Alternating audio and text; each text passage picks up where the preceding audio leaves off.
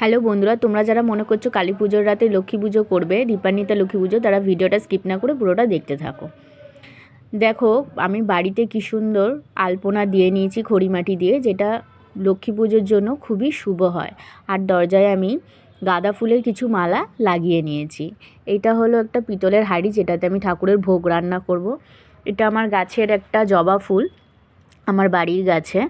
দেখো খুব সুন্দর সাদা একটা জবা।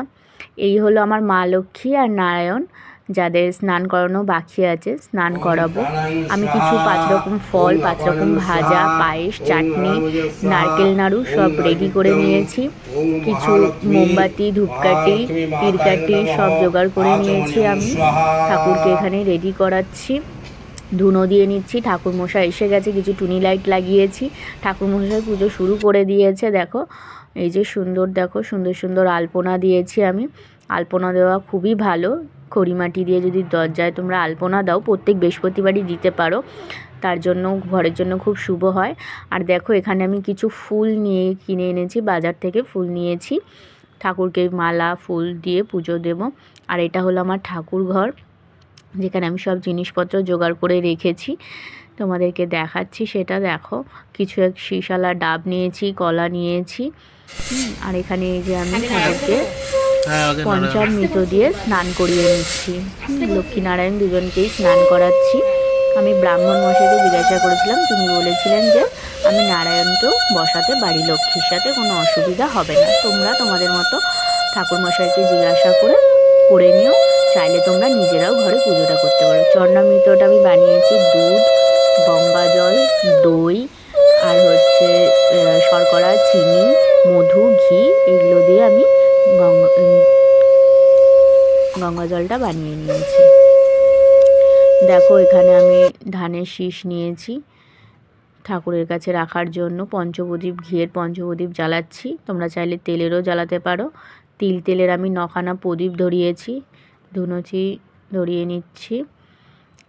যা যা লাগে সবই, এগুলো হচ্ছে কিছু ভোগ, অন্ন ভোগ দিয়েছিলাম মা লক্ষ্মীকে, 5 রকম ভাজা, এগুলোই হচ্ছে এখানে।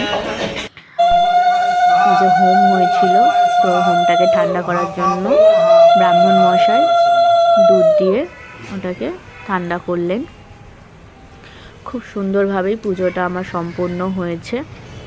আমরা সবাই পুজোতে বসেছি, পুজো করেছি, খুব আনন্দ করেছি, খুব মজা করেছি। দেখো এখানে ব্রাহ্মণ মশাই পুজো করলেন।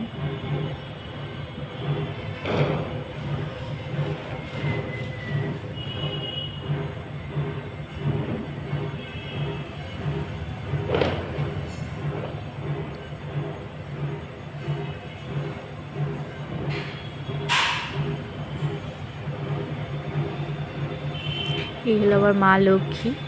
দেখো মা লক্ষ্মীকে আমি একটা সুন্দর ঘাগরা পরিয়েছি ইয়েলো রঙের, শাখা পলা নোয়া দিয়ে সব কিছু দিয়ে আমি মা লক্ষ্মীকে সাজিয়েছি, সুন্দর করে সাজিয়ে নিয়েছি। আলতা সিঁদুর দিয়ে মাকে সাজিয়ে নিয়েছি। তোমরা ওইগুলো দেবে, তার সাথে সাথে মাকে পদ্ম ফুল দেবে, তার সাথে সাথে নারায়ণকেও সাজিয়ে নিয়েছি। দেখো জামা কাপড় পরিয়ে নারায়ণকেও সাজিয়ে নিয়েছি। মা লক্ষ্মীকে তোমরা কড়ি দেবে, নাভি কড়ি দেবে, আলতা সিঁদুর দেবে, ধান দেবে, একটা গাছ কৌটো দেবে, পান সুপারি দেবে, আর আয়না চিরুনি দেবে। এগুলো মঙ্গল দ্রব্য, এগুলো মা লক্ষ্মীকে তোমরা দিতে পারো, তাদের কোনো অসুবিধা নেই। তারপরে দেখো আমাদের পুজো শেষে সবাই মিলে আমরা একটু আনন্দ করে ভোগ প্রসাদ মায়ের খেয়ে নিচ্ছি। পায়েস, লুচি, চাটনি এইসব খাচ্ছি আমরা। খিচুড়ি ছিল, আলুর দম ছিল, 5 রকম ভাজা ছিল, যা যা আমরা মাকে দিয়েছি, সন্দেশ, দই, মিষ্টি, সবাই মিলে আমরা এখানে হাসি মজা করে খাচ্ছি। খুবই মজা হয়েছিল, খুবই হাসি হয়েছিল। দেখো সবাই আমরা এখানে খেয়ে নিচ্ছি। আমাদের শেষ, সবাই বলছে রান্না খুব ভালো হয়েছে। সত্যি কথা বলতে কি, ভোগের প্রসাদ তো আমরা কোনো রকম টেস্ট করে দেখতে পারি না, বাট তাও জানি না কেন এত সুন্দর রান্নাটা হয়েছে।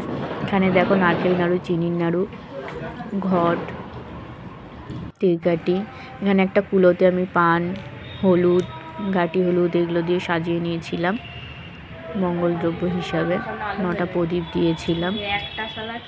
মায়ের পাঁচালি রেখেছিলাম। পদ্ম ফুল দেবে তোমরা, পদ্ম ফুল খুব একটা শুভ, মা লক্ষ্মী খুব পছন্দের একটা ফুল, মা লক্ষ্মীকে এটা দিতেই হয়। পদ্ম ফুল, পান সুপারি, হর্তুকি, গাঁঠ হলুদ, নাভি কড়ি, ধান এগুলো সবই দেবে। দেখো টুনি দিয়ে পুরো বাড়িটাকে আমি সুন্দর করে সাজিয়ে নিয়েছিলাম সেই দিনের জন্য।